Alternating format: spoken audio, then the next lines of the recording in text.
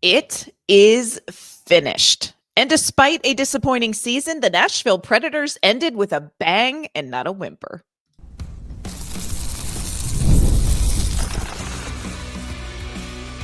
You're Locked On Predators, your daily podcast on the Nashville Predators, part of the Locked On Podcast Network, your team every day. Welcome to the Locked On Predators podcast. Thanks so much for making us your first listen of the day. We are, of course, your free daily Nashville Predators podcast. We are a part of the Locked On Podcast Network, your team every day. Want to kick off the first day of the rest of your hockey life with you, shouting out our Locked On Predators insiders and our everydayers who have shown nothing if not courage and fortitude all season long. We appreciate your support. We love that we have gotten through a tough season altogether. I'm Ann Kimmel. I am a writer and co-host with Penalty Box Radio and Friends. I have a partner in crime. That you do. I am Emma Lingen, and I am the Predators site editor and reporter for the Hockey News. Dear 6 pound, 8 ounce baby Jesus, I did not know we were going to make it, Emma. There were games from like maybe game 3, 4 on where I was like, 82 games. But the Nashville Predators did it. They got through the regular season, and that is where their hockey ends. But it ended with the game we've wanted to watch all season long. The Nashville Predators dominated a dazed and confused Dallas Stars team in the final game of the season. On today's show, Emma and I are going to recap that game, including our one word to describe what we saw. We're going to share with you the statistics and the standouts in game 82. And then, friends, it's time to look ahead to what is next. I'm so proud of us, Emma. Can we just take a moment? I'm so proud of us. Our livers are fully healthy and intact. We have not turned to any sort of illegal activity beyond what we're normally pretty comfortable with to get through this is the most unexpected season in sports that I've covered across multiple sports. I don't know what happened. We're going to unpack it during the offseason, but just high five and thank you that we have had Minka to keep us in line to get through this because, man, it was Heavens, yes. Couldn't have done it without her. She at least thinks so. So, well, yes. that's all that matters. Yeah. That's all that matters. The Nashville Predators took the ice at Bridgestone Arena, final game of the season against, of course, the Dallas Stars. Didn't know what to expect. They were coming off of a 7-3 loss to Utah at home. Again, we've talked about it, hard season. The Nashville Predators, or people who were dressed just like the Nashville Predators, defeated the playoff-headed Dallas Stars by a score of 5-1. And we're going to talk about, because it's not just about the 5-1. It's not just about the numbers. We're going to unpack all that. But of course, if we're going to recap a game, we're going to do it by sharing with you our one word to describe the game. And here's the rules. Emma and I don't really have to stick to one word because our game, our rules. Emma, if you had to describe this game 82, 5-1 domination over the Dallas Stars team, how would you describe it? I think, I don't know, how many words is it? 6 words. I had to count. Excellent. It's early.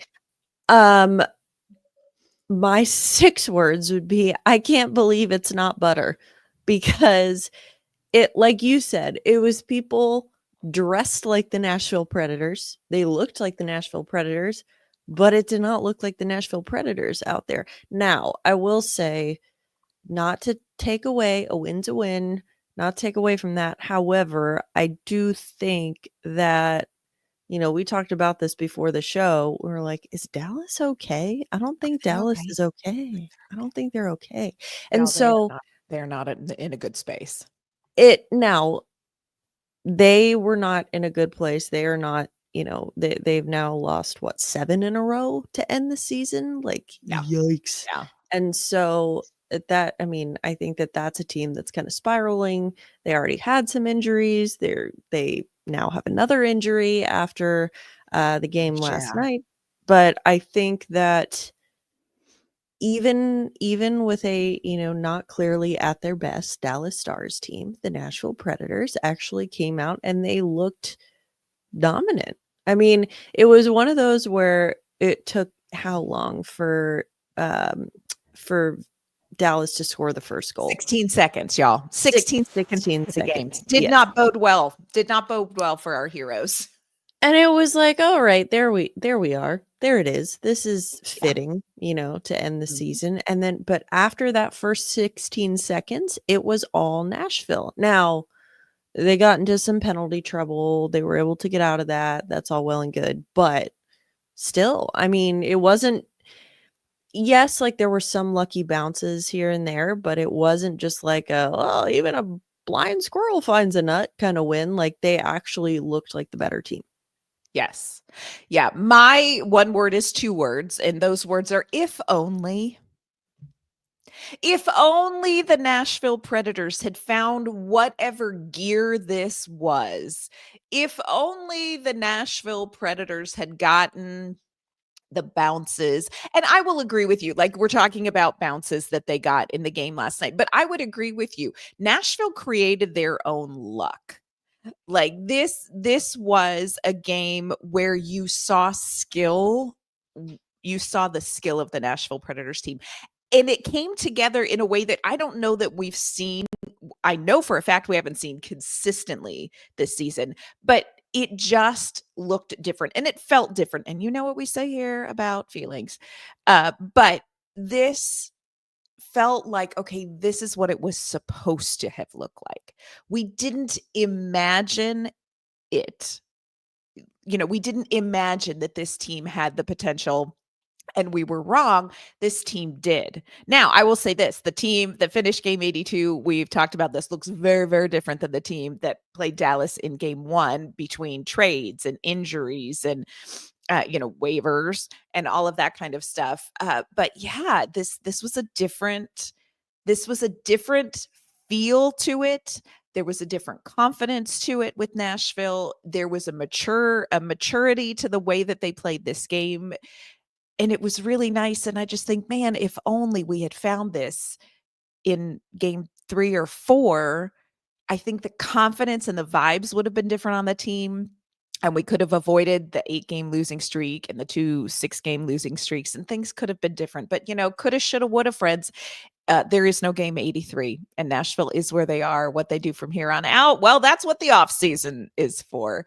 Of course, we always ask our insiders for their one word. Dustin's one word for tonight is saved the best for last. Despite this season being mostly terrible, this final game left me with a positive feeling heading into the summer. Henry's one word, anticipation. He says, I'm ready to be hurt again. Pete's one word is relieved. They can end it and end on a high note. Gayton's one word is thank you. Even a shitty season in Smashville is better than a good season anywhere else. Now we know 48 ways how not to win a hockey game. Now, I will say this. Leonora keeps us grounded. She said, one word, betrayed. Where was this all season? Too little, too late. I would be less depressed if they had lost, oddly. Rebecca, who, let's just shout out, Rebecca has been really great to keep our sanity with counting down the number of days until the last game of the season. Rebecca said, my one word, thank God. It is over. This is a season that Nashville will be ready to turn the page on. But they better learn some lessons. This is one of those ones where you don't just walk away not knowing something more. Corey's one word after last night's 5-1 win. Not tonight, Satan. Last night's win, okay, here's what's real. It did not go exactly as Emma and I had scripted in our minds, but it was impressive nonetheless. Coming up, we're going to talk about the stats and the standouts in last night's win.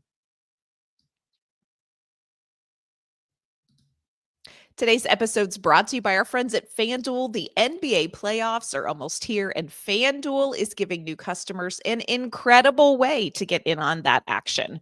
Right now, when you join FanDuel and place your first $5 bet, you're going to get $250 in bonus bets if your bet wins. From three-pointers to steals to assists, FanDuel has so many ways to bet your favorite player props. Plus, after the game tips off, you can even combine live prop bets into a same-game parlay for a chance to win big. Don't miss out. Head to FanDuel.com and claim that $250 in bonus bets today.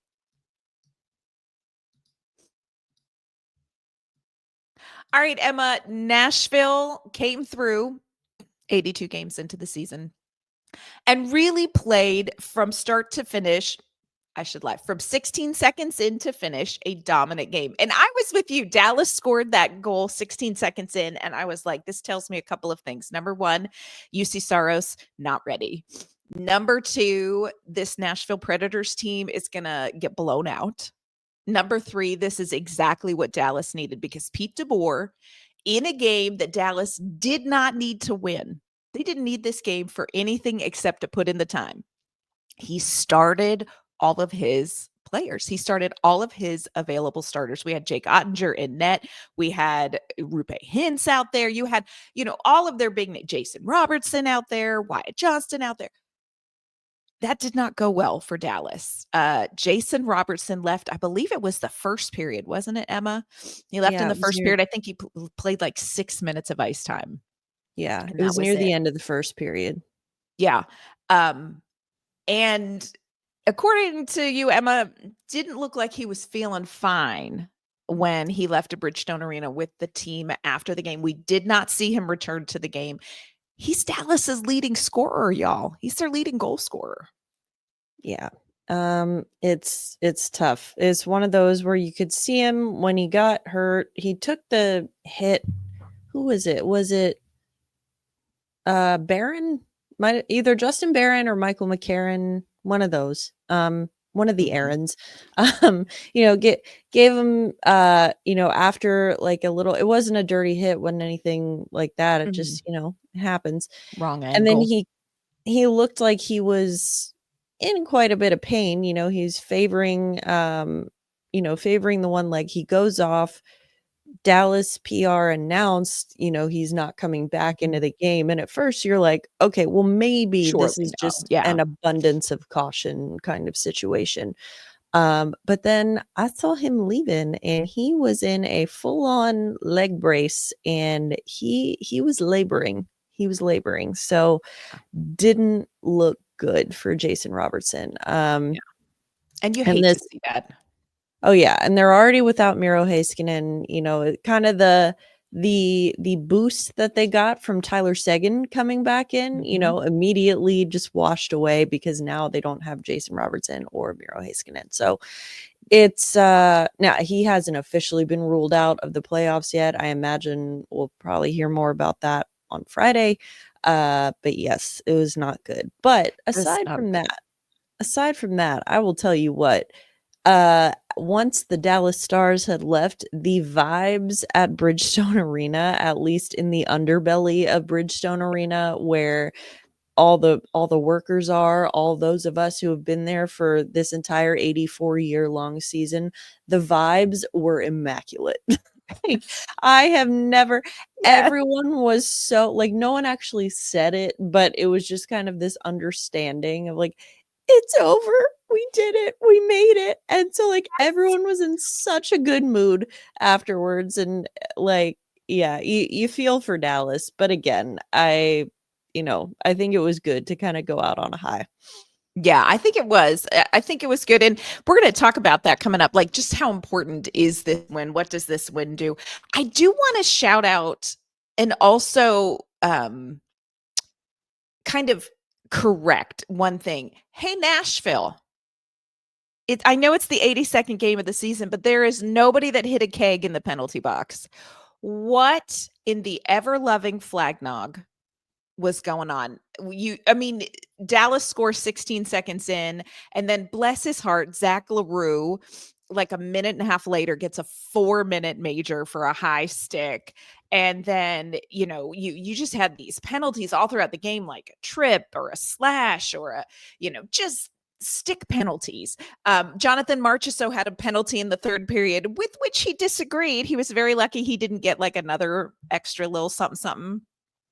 Which I'm kind of like, Jonathan Marchessault is a little bit my spirit animal because, like, such a lovely guy, but when you hit a point, he just turns feral. And so do I. So I'm like, we saw that light switch. We thought for sure that he was, because earlier in the Yeah. game, Jake Vrana had gotten an unsportsmanlike. We don't know what he said, but I guess said something to the official. And it was after that Marchessault kind of lost his cool a little bit. So we're like, okay, well, Oh, there's no way he's getting away with less than, he's going to get more than 2 minutes for whatever. And then he didn't. We're like, yeah. Yeah. okay. I was so impressed with the penalty kill last night. And look, Nashville, that was the one thing at the beginning of the season that they kind of hung their hat on. They're like, hey, we have a great penalty kill. But then they lost Jeremy Lauzon and they traded away Alexander Carrier and Roman Josi. Well, Roman Josi doesn't really kill penalties anymore. Bless his heart. But you just started losing your penalty killers and, injury or trade or whatever. And poor Ryan O'Reilly probably thought this was the season he wasn't going to have to do all the dirty work. There he was.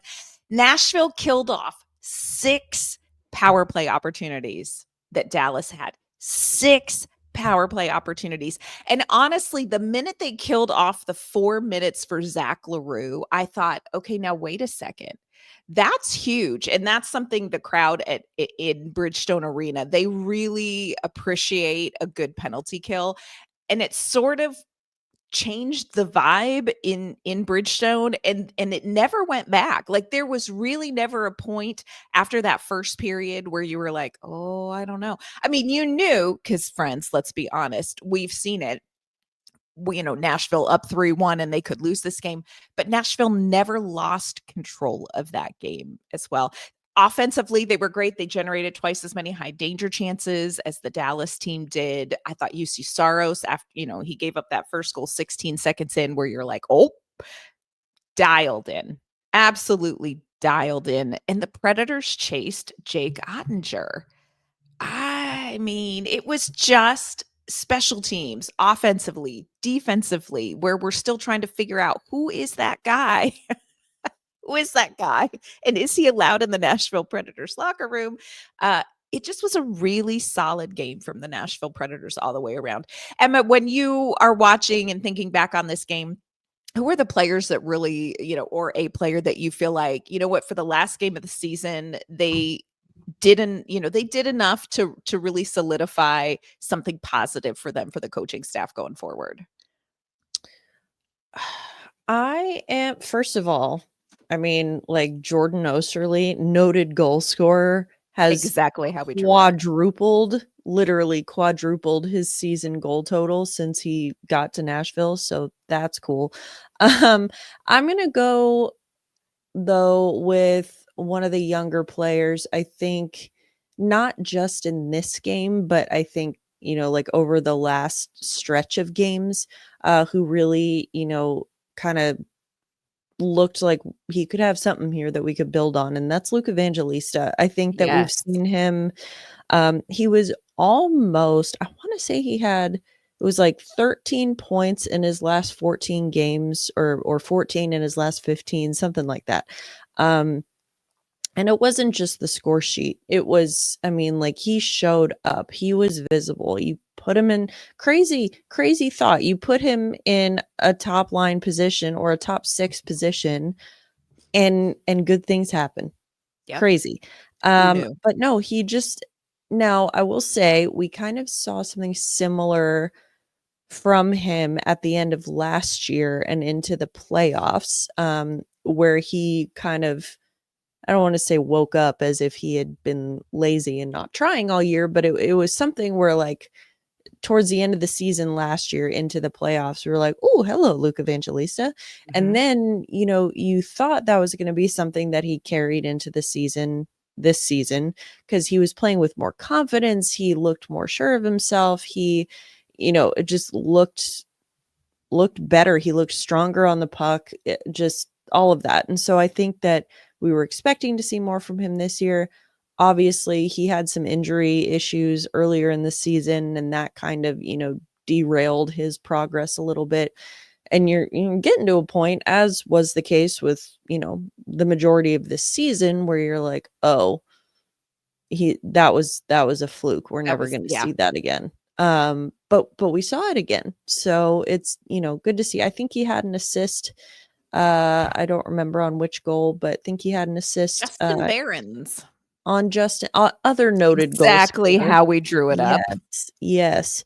We were laughing, you and I, during the game. We were like, I can't wait for the 3 stars of the game to be Jordan Osterley, Jacob Vrana, and Justin Barron. Like, sure. Yes.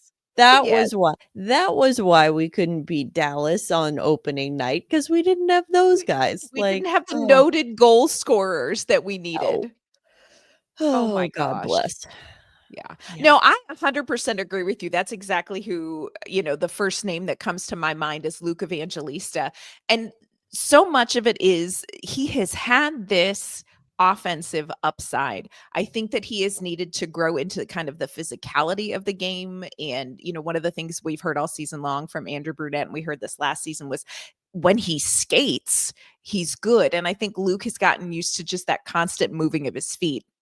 But I love him with Ryan O'Reilly. Give him a top tier line mate center who is going to push him on the ice, and then put him with Michael Bunting, who is going to get in front of the net and get to the hard areas. Michael Bunting, yes, you did. I am so thrilled with getting Michael Bunting here, and we're going to talk about that in the offseason. We're going to talk about the acquisition of Michael Bunting in the offseason as well. I also love, and it's such a small sample size, and I know this, and I don't know that we're going to see him start the season in Nashville next year. I have loved what we've seen from Matthew Wood. Loved what we've seen from him. A lot of potential there. Very young. Oh my goodness, very young, but loved his potential. So a lot of good things, I think, to build on. I think you got a good idea of what the youth are able to contribute. But the biggest question that comes up after game 82 is what's next? So we're going to talk about what is next on the immediate docket for these two teams.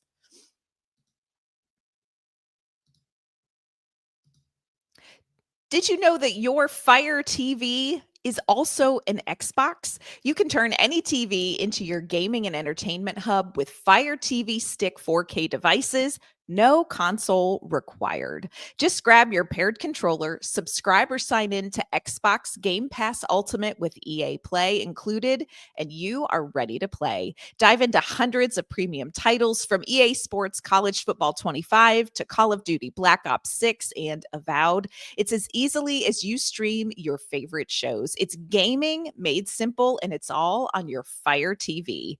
Play high-quality Xbox games at a fraction of the cost of a console. If you already have a console, a Fire TV Stick 4K device is more affordable, and it's easier to travel with, allowing you to take you or your kids' games wherever you plug in. Head to Amazon.com/Fire TV Locked On to get started. Xbox Game Pass Ultimate subscription and compatible controller required. Available on select devices, including Fire TV Stick 4K 2nd Gen, Fire TV Stick 4K Max 1st and 2nd Gen, and Fire TV Cube 3rd Gen. All right, friends, for those of you who have been around a while, you know that Emma and I are huge fans of the show, The West Wing. I think they call them wing nuts, which I find just not quite as okay as what I would like it to be, but huge fans of the show, The West Wing. I didn't know that. I think they call them wing nuts. We could do better. It's cute. It's kind of funny, but it's cute, but we could do better. But yeah. One of the things that I love from The West Wing, and just a little bit of Ann Kimmel trivia that nobody will ever ask you. I actually have this as a tattoo. When President Bartlett is done with one thing and ready to move on to the next thing, he always says, "What's next?" And so the question is, what is next? So what's next for the Nashville Predators? Well, this is how it goes down. Today, likely, they will take some time off tomorrow we have something, and I don't know if this is what it's officially called, Emma. Do they officially call it locker room clean out? Like, what do they even call this day? Yeah, locker Is room it locker cleanup. room clean out? Yeah, Mhm. that's what we call it. So what that means is that Friday afternoon, they're going to start having some meetings with coaches. They're going to have exit meetings, players, coaches, et cetera, et cetera. And these are just the tip of the iceberg of meetings, if you've been around for 82 games, that are going to happen when it comes to dissecting this Predator season. And then in the afternoon, we have just a more unique media availability. And so first of all, you're not standing in a locker room. Which usually doesn't happen actually in the locker room because they're working in the locker room, and it's not as cold. So just note to self, layers, because it gets really hot where they end up doing this. But we get access to a lot of the players. And this is sort of where a little bit of the veil is dropped, and we can ask the questions that will be answered by something other than lower body injury, upper body injury, that kind of thing. It'll be interesting to me, Emma, to see what we hear from the players, because look, we've had to act, we've gotten a chance to talk with them through this season. It's been a really tough season. I think players like Steven Stamkos, Jonathan Marchessault, Ryan O'Reilly, they're very upfront about the fact that this has been a really challenging season. It's going to be interesting to me to see how many of them feel like they can pinpoint specifically what didn't go well and what has to change. So I think it's going to be an interesting locker room clean out this year. And Emma and I are going to cover locker room clean out next week too. So you're going to hear and we'll share what we learn. Yeah, I think that this year, I mean, like you said, this is the day where we tend to find out things that, we get to find out some more details on certain things. Like remember last year when Philip Forsberg wasn't practicing Oh, for and the like, speculation among the media. oh, bless. Yes, about Yes. all the reasons why. Yeah. That's when we found out the extent of his injury, that he had a cut on his foot or his ankle. Ankle. Yeah. Yeah, and so anyway, that's That a was whole not one thing. of the guesses circulating amongst some of the media. Emma and I didn't participate, but yeah, Yeah, no, we'll just, we'll let that go. leave that there. But it's where you find out more about things like that. I think we'll find out a little bit more about guys like Adam Wilsby, Jeremy Lauzon, Colton Sissons, like the more specifics about their injuries. Other than that, though, like, I don't know that we're really going to get anything. A There's not detailed going to be list. any kind of like major revelation about like, oh, that's why this season was such a Mhm. disaster. Like, Yeah. I don't think anyone knows. I don't think anyone knows. And like, No. we're all looking for answers. We're all frustrated. Imagine, however frustrated you are, double it, triple it, quadruple it. And that is how frustrated these Predators players are, because they don't know. Like, no one has been through anything like this before. And I mean, I don't think, I don't anticipate that there's going to be any like I said, Shocking major revelation. right, like about, oh, I just now figured it out now that the season's over. Like, I don't know, they might get a little bit more honest in their evaluations. They might get a little bit more like free flowing, like a little bit more just kind of word vomit and stream of consciousness talking. But again, I don't think we're going to get anything, like you said, not a shocking revelation. But And I'm with you. I think it's because they don't know. Before the game yesterday, I asked several veterans um, about the discrepancy this season between the home record and the away record. The Nashville Predators had a winning home record. The Nashville Predators had probably the worst, and I would have to double check this, a road record of any team. And this is very different than the season before, where they had one of the best road records of any team. And so I asked a couple of the veterans who have been around a while, hey, talk me through like why do you think that is? And literally And these are players who usually will give an answer. They're like, yeah, I don't know. Like there's the usual, like teams generally statistically win on the road or win at home because you're used to it. It's your routine. It's your locker room. You napped in your own bed. These are your fans. The energy is the energy you're used to feeding off of, yada, yada, yada. But they're like, why we can't win on the road? Yeah. Should be able to. Sure couldn't. I don't know. So this is going to be an off season of figuring out the I don't knows. You're going to have to separate the wheat from the chaff. And here's the thing that's going to be very frustrating for some Nashville Predators fans. Some of the issues you're just going to have to flush because you're not going to be able to pinpoint exactly, okay, this is why this happened so poorly and here is how we're going to fix it. I think there's going to be some issues that you're just going to have to be like, well, we're just going to have to really hope that doesn't happen again. Now, a lot of other issues we're going to have a better answer for than that. When you look at Dallas, who left Bridgestone Arena last night, oh dear heavens, they are headed to face Colorado on Saturday in game 1 of their first round series. Here is what's real. Dallas is a playoff team. The Nashville Predators are not. And that's what's real. But Dallas has lost 7 in a row. I think that they really felt like the game last night was going to be the game where they're going to come out and they're going to find their mojo. And they're going to be like, okay, palate cleansed. Now we're ready to go to the postseason and we're going to face off against McKinnon and Makar. And oh, by the way, Gabriel Landeskog, remember him? He's back. I don't know. I mean, like, I'm just purely speculating, and you all need to go listen to Locked On Stars. Great show, great host. Go follow them. And of course, we're huge fans of the Locked On Avs guys, so you need to go listen to them and prep for the playoffs as well. But I'm just pure speculation here, Emma. As an outsider, what do you do if you're Dallas? Like, what do you do? You have to just close it and move on. But are they? I don't know if they're okay. Like, I really don't know if they're okay. And it's not just Jason Robertson injury. Like, I'm a little worried Dallas is not okay, y'all.